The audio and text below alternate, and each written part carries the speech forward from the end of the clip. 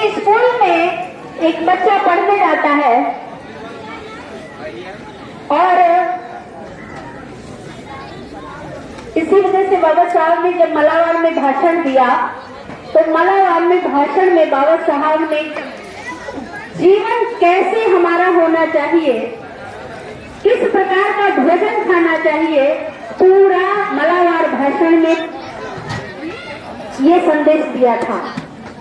कैसे हमारी जीवन शैली होनी चाहिए, जीवन शैली पे बात किया। उस समय क्या होता था कि हमारे समाज के पास में इतनी गरीबी थी तो वो ताजा भोजन नहीं पाते थे, क्योंकि ऐसी थोड़ा सा डिस्टर्ब ना करें, यही चीज होता है कि जहाँ पे वहाँ पे चुपचाप बैठ जाओ, क्योंकि डिस्टर्ब होने पे ध्यान इधर उधर भटक जाता है। तो अब ध्यान भटकने वाली भी बात है यहाँ पे। तो एक लड़का स्कूल जाता है और वो बासी भोजन करके जाता है। देखा होगा कि जो आजकल के बच्चे हैं वो बासी भोजन करके नहीं जाते। बासी भोजन करके जो जाएगा उसको नींद आएगी, आलस आएगा। ये बाबा साहब ने मलावार भाषण में जीवन शैली पर बात कही थी। तो बाबा साहब कहते हैं कि बासी भोजन मत करो, मरा मांस मत खाओ। मरा मांस यानी मांस ही ना खाओ। उत्तेजक भोजन नहीं करना चाहिए, विद्यार्थी हो चाहे वो सन्यासी हो। अगर उत्तेजक भोजन करोगे, एसिडिटी बनेगी, तो आपका मन न तो देखना में लगेगा और न ही पढ़ने में लगेगा। इसलिए उत्तेजक भोजन नहीं करना चाहिए। ये हर बात जीवन शैली की बात है और हमारे समाज को जीवन शैली आई नहीं, और जब जीवन शैली नहीं आई तो बुद्धि का विकास भी नहीं हुआ। बुद्धि का विकास तभी होता है जिसका जीवन शैली अच्छा होता है, जिसकी दैनिक क्रियाएं अच्छी होती है, जिसकी दैनिक क्रिया में जो बराबरी का वो बना होता है वही अच्छा होता है। तो लड़का जब जाता बासी भात खा के जाता है, बासी भोजन करके जाता है, अब वहाँ पे पढ़ाई शुरू हो जाती है। पढ़ाई शुरू होती है और मास्टर साहब पढ़ा रहे हैं और उस समय की बात है जब जो लोग पढ़े होंगे, अभी 10-40 साल पहले की बात है, तब एक पाठ आता था सीता की खोज, और सीता की खोज पढ़ाया जा रहा। तब एक मास्टर साहब अपना पूरा पाठ पढ़ा चुके होते हैं कि सीता को कौन ले गया, सीता कब गई, लंका कब जली। अब वो लड़का पढ़ रहा है, मास्टर साहब पढ़ा रहे हैं और वो लड़का ऊँघ रहा है, घूम रहा है। बताओ जब उसको नींद आई तो वो सुन पाया कि बच्चे ने क्या, मास्टर साहब ने क्या पढ़ाया, समझ में नहीं आ रहा था उसको। तब तक वो पढ़ा के और बाद में जब पूरा पाठ रह गया, पढ़ा के समझा के जो बैठे, तब क्वेश्चन की बारी आती थी तो बच्चों से क्वेश्चन पूछा जाता था। अब क्वेश्चन की बारी आई तो मास्टर साहब पूछने लगे बारी बारी से लड़कों से कि बताओ सीता को कौन ले गया, सीता को कौन ले गया, सीता को कौन चोरी करके ले गया। अब वो लड़का ऊँघ रहा था, वो समझ ही नहीं पाया कि मास्टर साहब ने पढ़ाया क्या। अब उसका नंबर भी तब तक आ गया, कहा है बच्चे उठो और बताओ सीता को उठा के कौन ले गया। अब वो कहता है कि नहीं, हमने नहीं उठाया, हमने नहीं उठाया। घी उठाए, घी उठाए, घी उठाए, हमने उठाए। कह ना ये ले गए, ये ले गए, ये ले गए, लेकिन हम नहीं ले गए। तब तक उधर से देखिए, अब इसी में देखिए माता पिता का भी आचरण बच्चों पे आता है। तब तक उधर से उनके पापा जी गुजर रहे थे, वो घास काटने के लिए जा रहे थे, तो बोले कि ये बुधई यहाँ आओ, यहाँ आओ। तो कहने लगे क्या है गुरुजी। सेन जी देखिए, आप अपने बच्चे की देखभाल सही से नहीं करते हो। हमने इससे पूछा कि बताओ सीता को कौन ले गया, तो ये बताता है कि नहीं, हम नहीं ले गए, हमने नहीं उठाया, इन्होंने उठाया, इन्होंने उठाया, इन्होंने उठाया। क्या अपने बच्चे पर ध्यान नहीं देते हो? तो उनके पिताजी बोलने लगे, मास्टर साहब ये बहुत बड़ा चोर है, सीता नहीं है तो यह चुराया ले गया होगा। ये गगरी के धान गेहूं और कुछ नहीं रखता है, ये सब उठा के बेच लेता जाकर के है। और इसको इतने मार मारो, इतने मार मारो, ये बता देगा कि ये सीता को कहाँ ले गया और कहाँ किस दुकान पे बेचा जा करके। मास्टर साहब इतना सुन करके बड़ी हैरत में पड़ गए। कहा कि अब हम क्या समझाएं इनको, जब इनकी बुद्धि खराब है तो बच्चों की बुद्धि कैसे समझेगी। तो इसीलिए बाबा साहब ने जीवन पे जब बात किया, जब आप लोग लड़ाई लड़ रहे थे तो बाबा साहब मलाबार में आप लोगों की हालत देख करके उनकी आंखों में आंसू आ गए। और जब आंखों में आंसू आ गए तो उन्होंने कहा, हमारे भक्त जी ने पहले ही बात रख दी थी, तो हम गीत के रूप में उसको बताते हैं कि जीवन शैली के बारे में बाबा साहब ने कैसे बताया जीने के लिए। मलाबार में भी भाषण दिया जो गला भर गया था सुनाते सुनाते। हमारा YouTube चैनल है दुखनियत गीता के नाम से, आप खोल लेना और उससे ये गाना पड़ा हुआ और सब्सक्राइब कर देना। आप लोग बैठ जाओ या तो फिर देख लेना। पीछे निकल जाओ। मलाबार में भी भाषण दिया जो गला भर गया था सुनाते सुनाते, गला भर गया था सुनाते सुनाते। झलक आई थी भी बाबा की आँखें, झलक आई थी भी बाबा की आँखें। प्यारे सोना जताते जताते, प्यारे अपना जताते जताते। मलाबार में भी भाषण दिया जो गला भर गया था सुनाते सुनाते। बाबा साहब क्या कहते हैं, दशा देखी तुम पर तरस आ रहा है, कलेजा ये मेरा फटा जा रहा है। ताकि जैसी दशा आप लोगों ने बना रखी है उस दशा पे हमको तरस आ रहा है। और कहते हैं जिस ईश्वर के भरोसे आप बैठे हो वो ईश्वर आपको कभी कुछ देने वाला नहीं है। लेकिन हमारी माताएं बहनें बड़ा ईश्वर भरोसे बैठी रहती है, भाग्य और भगवान के भरोसे बैठी रहती है। कहते हैं दशा देखी तुम पर तरस आ रहा है, कलेजा ये मेरा फटा जा रहा है। ईश्वर तुम्हारी मदद ना करेगा, ईश्वर तुम्हारी मदद ना करेगा।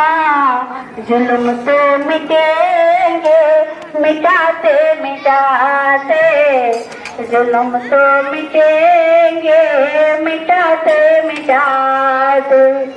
बिना किए कहीं खाने को नहीं मिलता है क्या? तो जुल्म अपने आप मिट जाएगा। यदि शोषण कोई कर रहा है तो क्या वो अपने आप रुक जाएगा? उसे रोकना पड़ेगा। इसलिए बाबा साहब संघर्ष की बात करते हैं और कहने लगे, फिर कहा, और वो सवाल करते हैं, आप लोगों से पूछते हैं, मैले कुचैले वस्त्र तन पर तुम्हारे, लिखा था यही क्या भाग्य में तुम्हारे। जियोगे आखिर ऐसे कब तक दुखों का ये बोझा उठाते उठाते, दुखों का ये बोझा उठाते उठाते। जैसे हमारी माताएं बहनें पति को आदमी परमेश्वर मानती हूँ, चाहे वो शराबी हो, चाहे वो जुआरी हो, चाहे वो चोर हो, चाहे वो उचक्कर हो, लेकिन उनकी मांग में अगर उनके नाम का सिंदूर भरा है तो माताएं मैंने हाँ, पति परमेश्वर है तो है परमेश्वर तो है। सिंदूर लगना चाहिए, सिंदूर हटना नहीं चाहिए। चाहे पति भले रोज आवे और रोज लाठी लेकर के शराब पी करके आए और रोज उनको 2-4 लगा दे, कोई फर्क नहीं पड़ता है। पति है तो पति है। कम से कम इसी बात की तो जानकारी होनी चाहिए। पति इसी बात का तो फायदा उठाता है कि हम मारेंगे कूटेंगे, लेकिन ये मेरे नाम का जो सिंदूर लगाया है ये तो कहीं जाएगा नहीं, ये सारा शोषण सहती रहेगी। इसी प्रकार से तो बाबा साहब ने महिलाओं के लिए अधिकार दिया था। तो आप लोगों ने अपनी दशा को खुद बना रखा है। जिस प्रकार से शूद्र गुलाम अभी सुधर नहीं रहे हैं, अपनी दशा को खुद वैसे ही की वैसे बना रखे हैं, वैसे भी महिलाएं भी वैसे की वैसी ही अभी उनमें ज्ञान नहीं आया है। कम से कम पंचशील साड़ी के साथ में अपना अपना ज्ञान भी बढ़ाने का प्रयास करिए। समझ रहे हो? फिर कहते हैं बाबा साहब, गरीबी की संख्या को क्यों तुम बढ़ाते, नरक में हो जीवन क्यों तुम सड़ाते, माँ के उदर में ही मर क्यों न जाते। कहते हैं बाबा साहब, आपके सम्मान की कोई जिंदगी नहीं है, और जब तक सम्मान की जिंदगी न जी जाए, ऐसी जिंदगी से क्या फायदा है। ऐसे तो माँ के पेट में ही मर जाओ, और कुछ कर नहीं सकते हो, सम्मान और स्वाभिमान जगा नहीं सकते हो। आप में स्वाभिमान नाम की चीज नहीं है, धक्के खा रहे हो, ठोकर खा रहे हो और पशुओं जैसी जिंदगी जी रहे हो, तो इस जिंदगी से बेहतर है मर जाना। आप मर जाइए। बाबा साहब बहुत कठोरता से कहते हैं कि इतनी बड़ी संख्या से बढ़ाने से कोई मतलब नहीं बनता है। अरे ऐसी संख्या को हम क्या करें?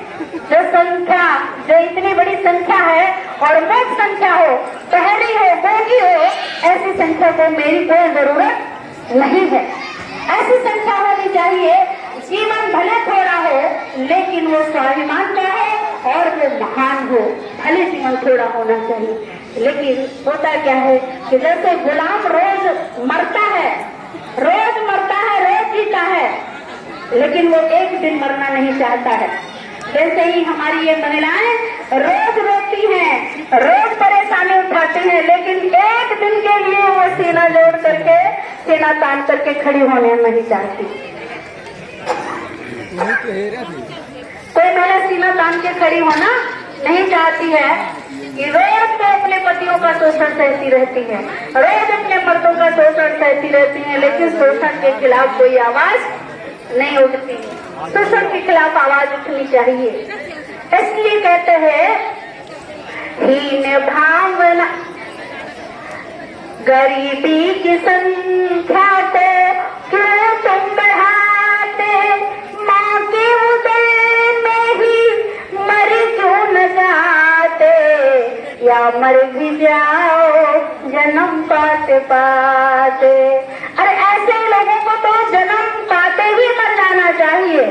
अरे पेड़ की जिंदगी जी रहे हो, पशुओं की जिंदगी जी रहे हो, ऐसी जिंदगी का क्या अर्थ बनता है, क्या मतलब बनता है।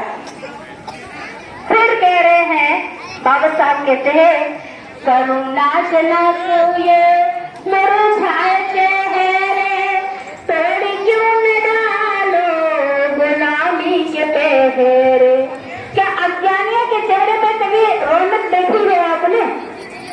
अज्ञानियों के चेहरे पे कभी रौनक नहीं आती है। इसी प्रकार से महिलाएं हमारी पढ़ी लिखी होकर के जब अज्ञानियों वाला कार्य करती हैं तो उनके चेहरे पर भी क्रीम पाउडर से कभी रौनक नहीं आती। समझ रहे हैं? क्रीम पाउडर लगाने से कोई पहचान नहीं बनती है। आभूषण पहन लेने से कोई पहचान नहीं बनती है, आपका शोषण होता है। इसलिए अपने शोषण को पहचानिए, अपने इतिहास को जानने का भी प्रयास करिए। जिस प्रकार से हमारे शूद्र लोग कभी राजा महाराजा रहे थे, वैसे हमारी महिलाओं की भी एक अपनी ताकत थी, वो जाबाज थी। अगर जाबाज ना होती तो सावित्रीबाई फूले अम्बेडकर जैसी कोई महिला प्रथम शिक्षिका ना होती, कोटा देवी जैसी महिलाओं ने 36 अंग्रेजों को मारा ना होता, चांद बीबी अहिल्याबाई, रानी झलकारी बाई, रानी लक्ष्मी जैसी महिलाएं नहीं होती। तो अपने इतिहास को जानने का प्रयास करिए। अपने इतिहास को तो इसीलिए बाबा साहब ने कहा कि जो अज्ञानी होते हैं, जो गुलाम होते हैं, उनके कभी चेहरों पे तेज नहीं होता है। इसलिए बाबा साहब कहते हैं अपने तेज को बढ़ाने के लिए क्या कहा है, और करुणा जनक ये मुरझाए चेहरे, पेड़ क्यों न डालो गुलामी के पहरे, हीन भावनाएं जो त्यागी न तुमने। हीन भावनाएं का मतलब कि हम गुलाम हैं, हम गुलाम हैं। क्या है ये भावना? हीन ही तो है। हम महिला हैं, हम कुछ नहीं कर सकते हैं। क्या है ये भावना? अपने अंदर एक कमजोर भावना बन गई, और ये हीन भावना ही कही जाती है। और जिसमें हीन भावना बढ़ जाती है वो कभी अपना इतिहास नहीं बना सकता है। इसलिए बाबा साहब कहते हैं कि हीन भावनाएं जो त्यागी न तुमने, थकेंगे न जालिम सताते सताते। कभी जालिम थकते नहीं है सताने के लिए। हीन भावनाओं को अपनी त्यागना पड़ेगा, साहस दिखाना पड़ेगा, और हमें अपनी ताकत को पहचानना पड़ेगा। या जिस दिन हम अपनी ताकत को पहचान जाएंगे उस दिन हमारा कल्याण हो जाएगा। हम उस दिन बहुत धर्म के रास्ते पे आ जाएंगे। तो अब क्या है, अब हमारे यहाँ एक विचारधारा होती है कि हमारा बच्चा जब बड़ा होगा तो कोई रोजगार नहीं मिलेगा तो मजदूरी करके खा लेगा। ये हमारे सोच पैदा हो जाती है। लेकिन बाबा साहब कहते हैं कि तुलना करिए। किसकी तुलना करना है? हमें अच्छे लोगों की तुलना करना है। तो तुलना क्या करते हैं? बताते हैं कि ब्राह्मण की बीवी हो माँ बनने वाली, देखती है कुर्सी कोई जज की वो खाली। अब देखिए एक महिला जो है वो अपने बेटे को जज, बैरिस्टर, मिनिस्टर बनाने को ख्वाब देखती है, लेकिन हमारी माताएं बहने बकरी चराने के ख्वाब देखती है कि भैया हमारा बड़ा हो जाएगा तो बकरी चरा के लाएगा, भैंस चराने जाएगा, दूध निकालेगा। कभी प्रयास नहीं छोड़ना चाहिए। आगे क्या होता है वो बच्चे के डिबेट पे लागू करता है। लेकिन हमारी माताएं मैंने पहले से कहीं बिटिया हो, अब दोनों आपस में पति पत्नी जब गर्भ में बच्चा आता है और पति पत्नी आपस में जब बैठे होते हैं तो विचार करते हैं। अब आपस में क्या होता है, बहस छिड़ती है और कहते हैं, वो कहती है, पत्नी कहती है बिटिया होगी तो हमारा खाना बनाएगी, बर्तन धुलेगी।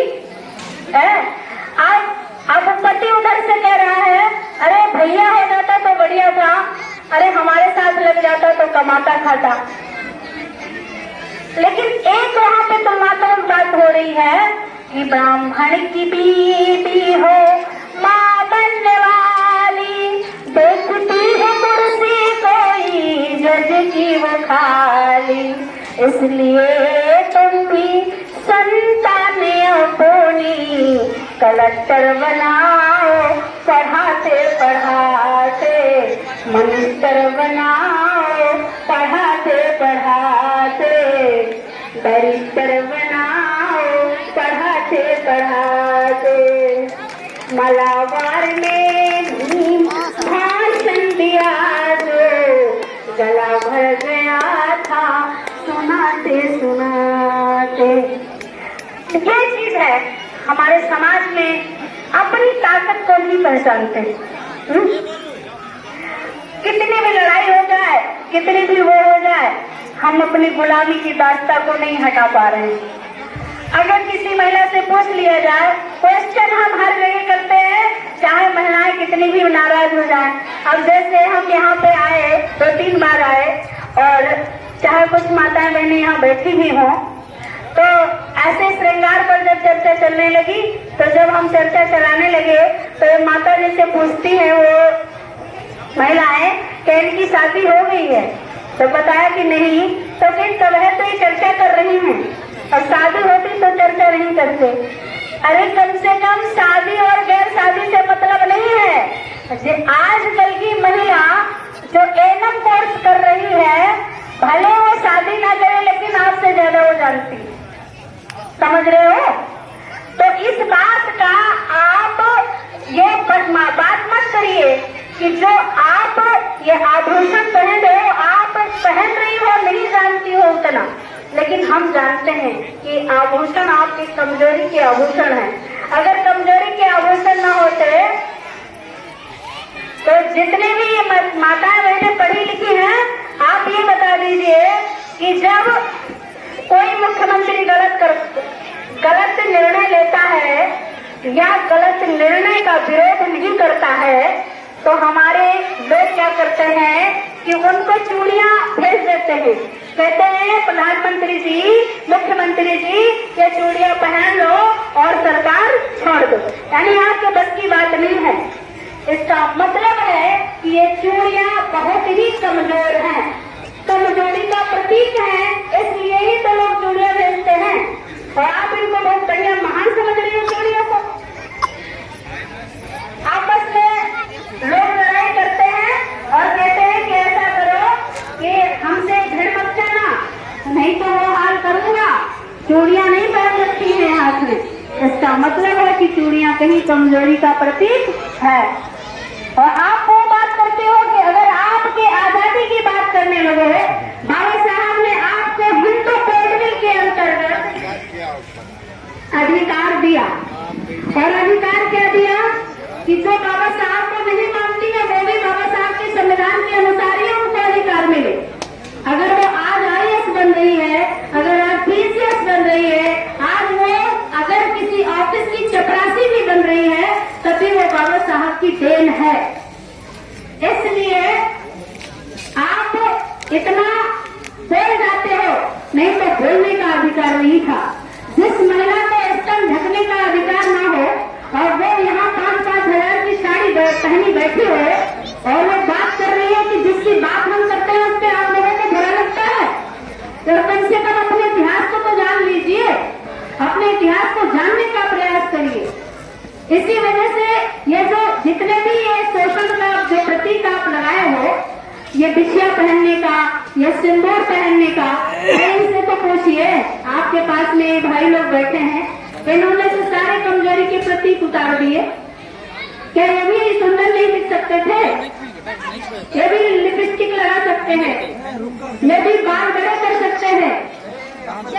सरदार महिलाओं को देखा है, सरदार पुरुषों को देखा है कि जितना पुरुष करते हैं उतना ही महिला करती, उनमें समानता है।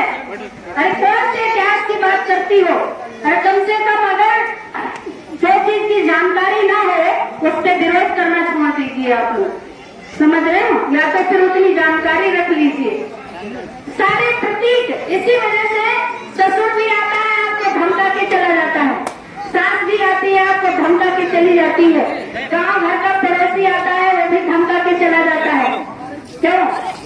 इसलिए क्योंकि आपके पास में सारे कमजोरी के साधन और कुसाधन है ना।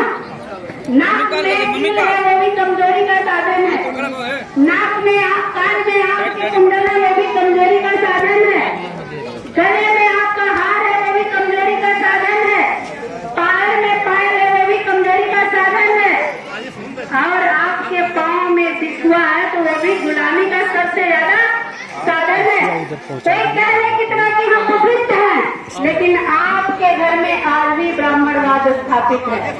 कोई भी बुद्धिस्ट नहीं हो, कहने के लिए बुद्धिस्ट हो।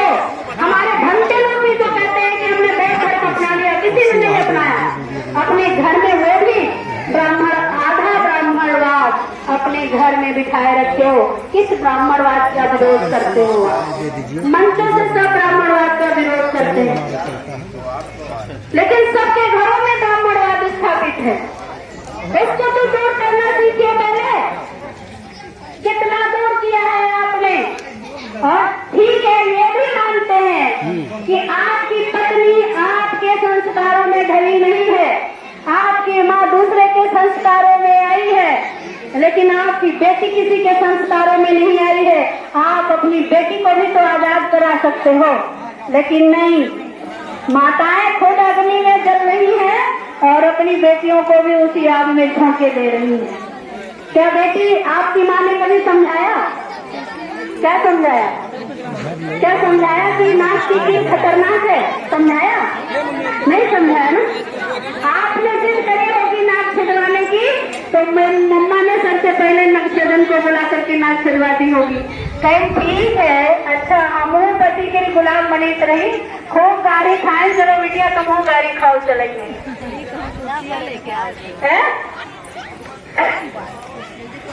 ये पुरुषवाद जो है, ये सबसे ज्यादा चाहे जितना भी अम्बेडकरवादी कह ले, ये ब्राह्मणवाद का पोषक है। पोषक ये पोषित करता है ब्राह्मणवाद को। ये महिलाओं को आजाद होने देना नहीं चाहता है। और ये जितने भी अम्बेडकरवादी हैं, जितने भी ब्राह्मणवादी हैं, अगर वो अपने अपने घर से ब्राह्मणवाद हटा देते, आज तक तो देश दुखमय होता, हमारी माताएं बहनें भी दुखमय होती, लेकिन किसी ने समझाया नहीं इनको। खाने में नमक नहीं है तो फेंक देंगे खाना, बाहर बाजार चले जाए तो डंडों से पीटेंगे, लेकिन अंधविश्वास करती महिलाओं को नहीं रोकेंगे। और फिर कहेंगे पल्ला झाड़ने के लिए, अरे महिलाओं में बड़ा अंधविश्वास भरा है, महिलाएं मानती नहीं, महिलाएं मानती नहीं। यदि महिलाएं नहीं मानती हैं तो यहाँ पर 10-20 ऐसी महिलाएं होंगी जिन्होंने सिंदूर छोड़ दिया होगा, है ऐसी ना। तो अब इनको अगर समझाओगे तो क्यों नहीं हटाएंगे, लेकिन पहले एक दिन में कभी कोई हथियार बनाओगे, कोई किसी चीज का आकार देने के लिए हजारों बार हथौड़े मारने पड़ते हैं ना, तभी आकार बनता है। और एक दिन में कहते हो कि नहीं सब कुछ आकार बन जाएगा और बदल जाएगा, नहीं बदलेगा। लेकिन आपने उस पर चोट ही नहीं दी। क्या महिलाओं पे क्या आप लोगों ने, आपके पतियों ने बताया? तब तो कहा कि नहीं प्रिय देवी जी आप बड़ी सुंदर लगती हो, क्योंकि इन्हीं से तो उनकी कमजोरी है। लंबे बाल पसंद करेंगे इसलिए ताकि बाल खींचने में आसान हो जाए। अगर कोई महिला थोड़ा सा यूट्यूब चैनल तेज तर्रार हो तो उसको कमजोर का मतलब बाल पकड़ लो, कमजोरी आ जाएगी तो वो तो अपनी ताकत लगा ही नहीं पाएगी। नाक की कील पे नाक पे तमाचा मार दो, कमजोर हो जाएगी, अपनी ताकत लगा ही नहीं पाएगी। कान पे कान खींच लो, उसके कान खींच ले तो बहुत तेज आ करोगे आप लोग ना, लेकिन उसके बराबरी में नहीं खड़ी हो पाओगी। तो ये सारे ब्राह्मणवाद के जाल हैं, इनको समझना पड़ेगा आप लोगों को, लेकिन आप लोग नहीं समझते हो। फिर कहोगे कि चाची नहीं मानी, दादी नहीं मानी। थोड़ी सी इस पे भी बात करते हैं। पहले आपके 25-30 साल पहले इनके जमाने की बात होगी, इससे पूछो इनकी शादी में साड़ी आई थी कि लहंगा आया था? लहंगा में शादी हुई होगी, और जब सभी महिलाएं लहंगा पहनती थी, अब किसी एक महिला ने साड़ी पहनी होगी तो उसको बहुत बड़ा विरोध झेलना पड़ा होगा। परिवर्तन ऐसे नहीं आता है, परिवर्तन विरोध से आता है। अगर आप परिवर्तन करना चाहेंगे तो सबसे पहले आपको विरोध झेलना पड़ेगा। उसी भंतेरी से परिवर्तन बिना विरोध के नहीं आता है, विरोध झेलना पड़ेगा। किसी एक महिला ने साड़ी पहनी होगी, और जब किसी एक महिला ने साड़ी पहनी तो आप लोगों ने ही उसे बहुत ताने सुनाए होंगे, लेकिन जब उसकी साड़ी आपको अच्छी दिखी तो आप ही बाजार से खरीद लें, आप भी पहनना शुरू कर दिया। और जब आप भी पहनना शुरू कर दिया तो पूरा प्रचलन हो गया, एक परंपरा में परिवर्तित हो गया। फिर उसके बाद में साड़ी के बाद में सलवार सूट का प्रचलन चल गया। और सलवार सूट का प्रचलन जो चला, तब एक किसी महिला ने सलवार सूट पहना, उसको भी ताने झेलने पड़े, खूब ताने सुनी और उसके बाद में सभी महिलाएं साड़ी सूट पहनने लगी।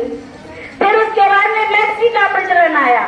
अब एक महिला ने मैक्सी पहना, उसको भी ताने सुनने पड़े और जब सबको पसंद आ गई और सबको आरामदेह मालूम हुआ, कंफर्टेबल मालूम हुआ, तो सारी महिलाएं मैक्सी पहनने लगी। अब इस समय प्लाजो का प्रचलन चला है, जींस का प्रचलन चला है। अब किसी महिला ने जींस पहनी तो उसको भी हीरो हीरोइन और शहर की लड़की, फला लड़की, ढवा लड़की सब बताया होगा। लेकिन आज सभी अपनी अपनी बेटियों को, आप अपनी बहुओं को और सभी महिलाएं आज जींस पहनने लगी। अब अगर ये आभूषण और श्रृंगार उतारने में फिर लज्जा आती है आपको क्या? कमजोरी के साधन उतारने में क्या लज्जा आती है आपको? अगर इस प्रकार की 10 महिलाएं अगर निर्णय ले लें तो सारी महिलाएं शायद ये निर्णय लेने में सक्षम हो जाएंगी, लेकिन वो 10 महिलाएं भी तो होनी चाहिए। अब ये बताओ कि अब यहीं पे एक निर्णय ले लो, कौन सी महिला जो है अपने मन को मजबूत करेगी और वह कमजोरी के साधन उतारने में सहयोग करेगी? बताओ, है कोई ऐसी महिला? जाबाज महिला कोई है? हाथ उठाए, हाथ उठाए, कोई जाबाज महिला है? मन को मजबूत करना पड़ेगा, तमाम प्रकार के ताने झेलने पड़ेंगे, लेकिन अगर आपने परिवर्तन कर लिया तो हो सकता है आपका विरोध किसी दिन कामयाब जरूर होगा। पक्का परिवर्तन आएगा, पक्का परिवर्तन आएगा। देखा होगा किसी एक महिला ने अगर पंचशील साड़ी पहनी होगी पहले तो विरोध झेलना पड़ेगा, विधवा बन के आएगी, विधवा बन के। आप देखिए संख्या भारी है, ज्यादा है संख्या, इसलिए परिवर्तन करना पड़ेगा। इसी प्रकार से गुलामों को भी परिवर्तन करना पड़ेगा। बिना गुलामों के परिवर्तन की आजादी नहीं आ सकती है। आजादी लाने के लिए विरोध झेलना पड़ेगा, ताने सुनने पड़ेंगे, मार भी खाना पड़ेगा और शायद हो सकता है अपने को बलिदान भी करना पड़ सकता है। तो धम्म क्या कहता है कि धम्म समानता का है और धम्म समानता का है। एक बार तथागत गौतम बुद्ध मथुरा में उपदेश कर रहे थे। वहाँ के गृहस्थ आए और पूछने लगे, ये बताओ भगवान की पति पत्नी में संबंध कैसे होने चाहिए? कह रहे पति पत्नी के संबंध कैसे होने चाहिए और कैसे पति पत्नी होनी चाहिए? तो कहने लगे, देखिए 4 प्रकार के गृहस्थ होते हैं यहाँ पर। कितने प्रकार के? 4 प्रकार के गृहस्थ होते हैं। एक तो ऐसे होते हैं जोड़े जो एक देवी के साथ में देवता रहता है, एक दुष्ट पत्नी के साथ में दुष्ट पति रहता है, एक देवी पत्नी के साथ में एक दुष्ट पति रहता है और एक दुष्ट पति के साथ में एक दुष्ट पत्नी रहती है। 4 प्रकार के बताए। तो गृहस्थ पूछने लगे वो कैसे? तो कहा कि देखिए एक दुष्ट पति के साथ में एक दुष्ट पत्नी रहती है। कहा कैसे? तो कहने लगे कि देखिए कि एक पति जुआ खेलता है, शराब पीता है, व्यभिचार करता है, हत्या करता है, सारे अनैतिक कार्य करता है और उसकी पत्नी भी वही काम करती है, तो वो भी दुष्ट और वो भी दुष्ट। तो दुष्ट पत्नी के साथ में दुष्ट पति वास करता है और फिर कहा कि दुष्ट पति के साथ में दुष्ट पत्नी वास करती है। अब फिर कहा कि एक दुष्ट पति के साथ में एक देवी पत्नी वास कर रही है। कैसे? जो पति है शराब पीता है, चोरी करता है, व्यभिचार करता है, सारे अनैतिक कार्य करता है, लेकिन पत्नी इन सब चीज दुर्व्यसनों से दूर है। ना तो वो पुड़िया खाती है, ना पान खाती है, ना तो सिगरेट पीती है, ना दारू पीती है, ना चुगली करती, ना झूठ बोलती है, ना व्यभिचार करती है और वो उस पति के साथ में अपना जीवन यापन कर रही है। तो इसलिए एक दुष्ट पति के साथ में एक देवी वास कर रही है और एक देवता के साथ में दुष्ट पत्नी वास कर रही है। वो भी कि एक पति जो है ना तो दारू पीता, ना शराब पीता, ना व्यभिचार करता है, ना वो किसी प्रकार का विष भी करता है और उसके बाद में भी एक पत्नी जो है सब कुछ करता है। तो एक देवता जो है दुष्ट पत्नी के साथ में वास कर रहा। इसी प्रकार से एक देवता जो है एक देवी के साथ मतलब वास करता है। तो ना देवी व्यभिचार करती, झूठ बोलती है और ना तो वो पति व्यभिचार करता है। तो इसलिए देवी और देवता एक साथ, ऐसे ही परिवार आपको आज के भी समय में मिलेंगे। तो इसलिए हम चाहते हैं कि देवी देवता बन करके सभी लोग रहें, एक साथ वास करें, एक दूसरे का सम्मान करें, आदर करें, आदर के साथ रहें। सभी को मंगल कामना के साथ में बहुत बहुत साधुवाद। साधु साधु साधु।